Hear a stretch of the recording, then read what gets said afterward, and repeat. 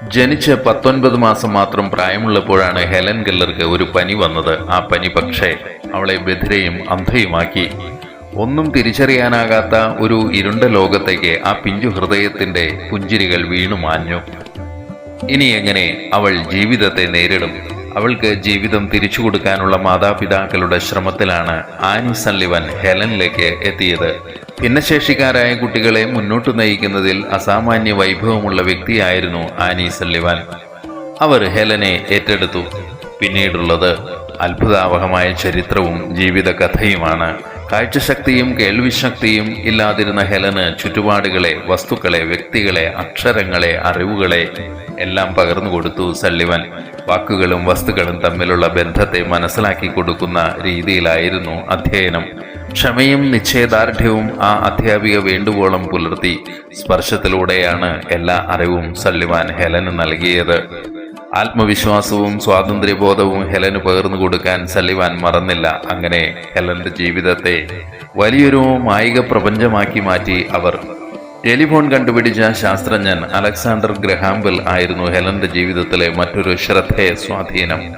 ഹെലന്റെ മാതാപിതാക്കൾക്ക് ശരിയായ മാർഗനിർദ്ദേശവും ഹെലന് ആവശ്യമായ പിന്തുണയും പ്രോത്സാഹനവും ഗ്രഹാംബെൽ നൽകി. ജീവിതത്തിൽ തനിക്ക് ഏറ്റുവാങ്ങേണ്ടി വന്ന ദുരന്തത്തെ ഹെലൻ പഴിച്ചില്ല, പകരം ധീരതയോടെ നേരിട്ടു. അവൾ യാഥാർത്ഥ്യത്തെ അംഗീകരിച്ചു, ചഞ്ചല മനസ്കയായില്ല, ലക്ഷ്യബോധം ഊട്ടിയുറപ്പിച്ചു.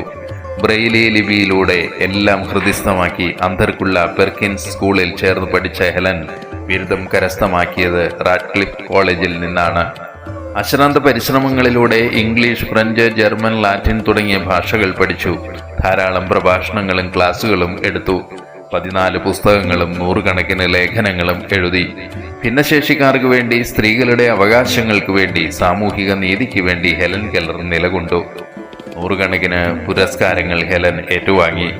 ലോകത്ത് എമ്പാടുമുള്ളവർക്ക് പ്രചോദനമായി വർത്തിച്ചു.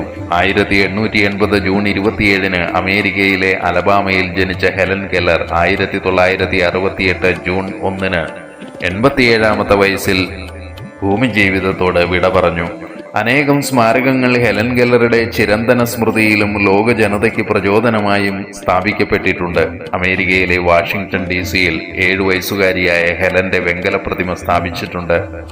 ആ പ്രതിമയുടെ പീഠത്തിൽ ലാറ്റിൻ ഭാഷയിൽ ഹെലൻ കെല്ലറുടെ തന്നെ വാക്കുകൾ ഇങ്ങനെ രേഖപ്പെടുത്തിയിട്ടുണ്ട്: ലോകത്തിലെ ഏറ്റവും നന്മയുള്ളതും ഏറ്റവും സുന്ദരമായതുമായ വസ്തുക്കൾ ഒന്നും തന്നെ കാണാനോ സ്പർശിക്കാനോ ആവുന്നതല്ല.